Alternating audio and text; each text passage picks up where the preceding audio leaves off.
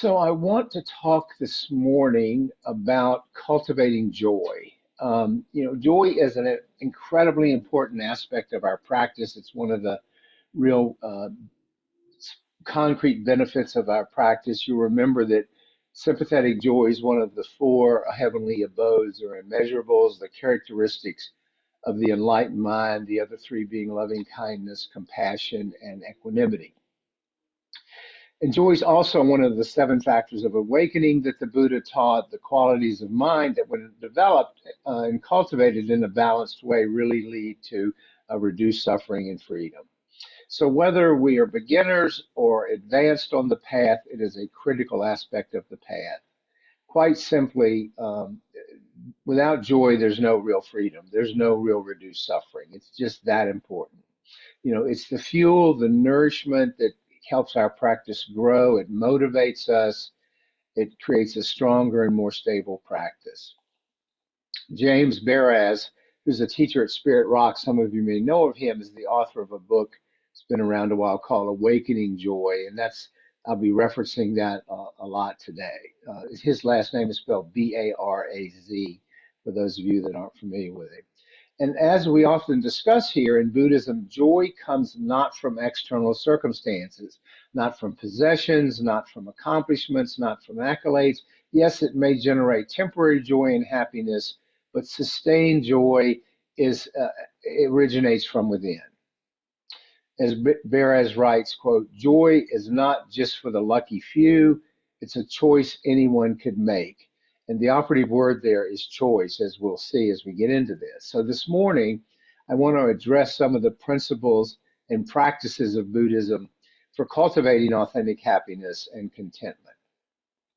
Now, we know, as we've talked about here, that our minds are biased toward the negative. This is a function of evolution that helped us survive as a species. So we have to set an intention to incline the mind toward well-being, contentment, and ease. Left alone will skew to the negative.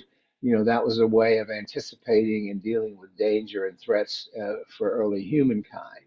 But too often, because of that, our minds fixate on what's wrong.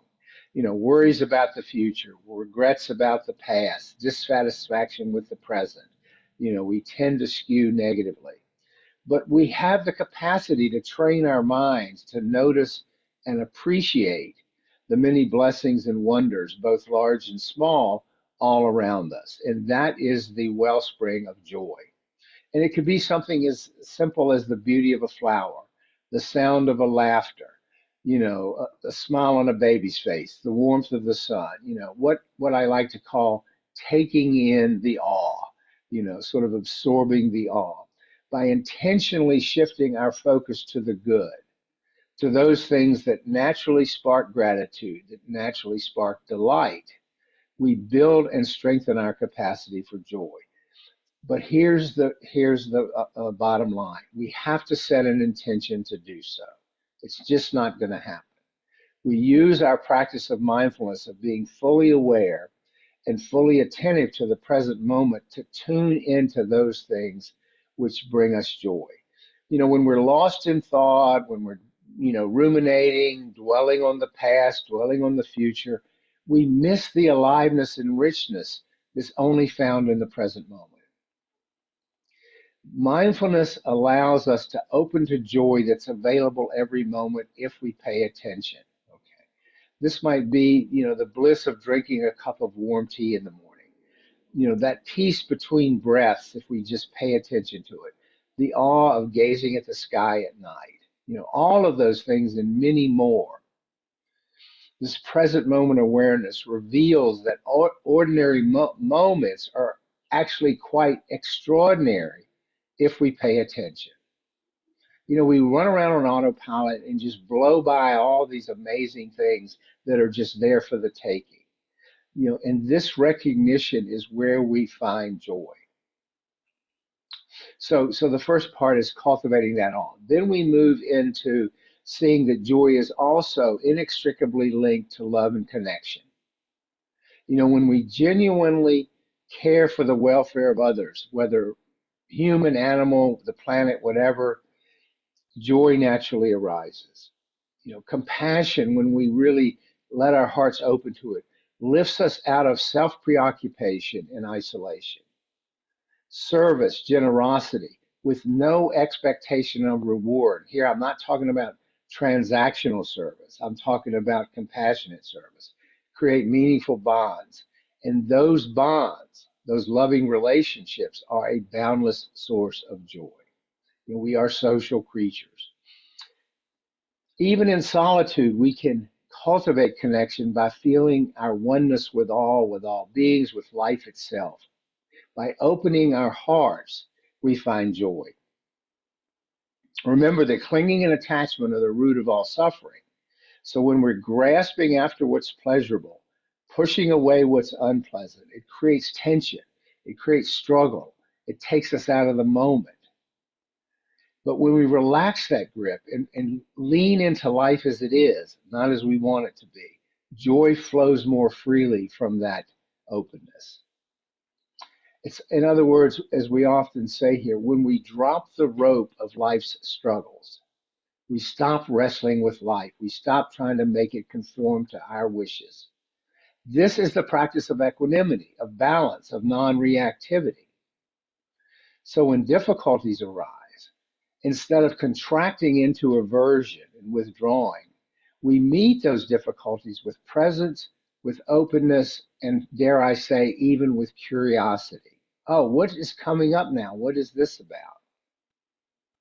And alternately, with pleasant experience, instead of chasing after them, grasping onto them, trying to make them last forever, we just gracefully let them go as they move on with impermanence.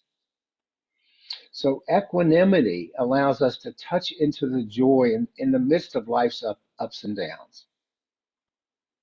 Our path of practice offers us, this is more of the Buddha's gift to us, profound teachings and practices for cultivating authentic joy.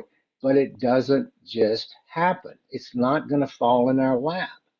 We have to set an intention to open to it, to take the time to tune into it, to tune in those subtle moments which are just filled with awe and beauty if we pay attention. Beres writes, quote, "Awakening joy is not a path of fireworks and brass bands.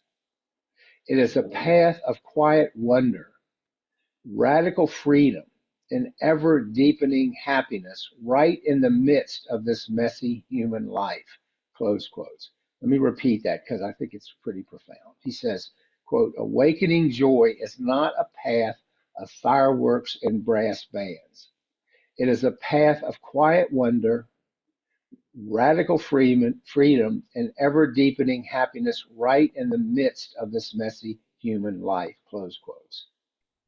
So by inclining the mind toward well-being, being mindfully present, opening to love and connection, and meeting life with equanimity, we discover this unshakable joy that is our birthright. It is there for the taking, a joy that is the very nature of our being when we learn to get out of the way. So that is awakening joy. So let us talk about it.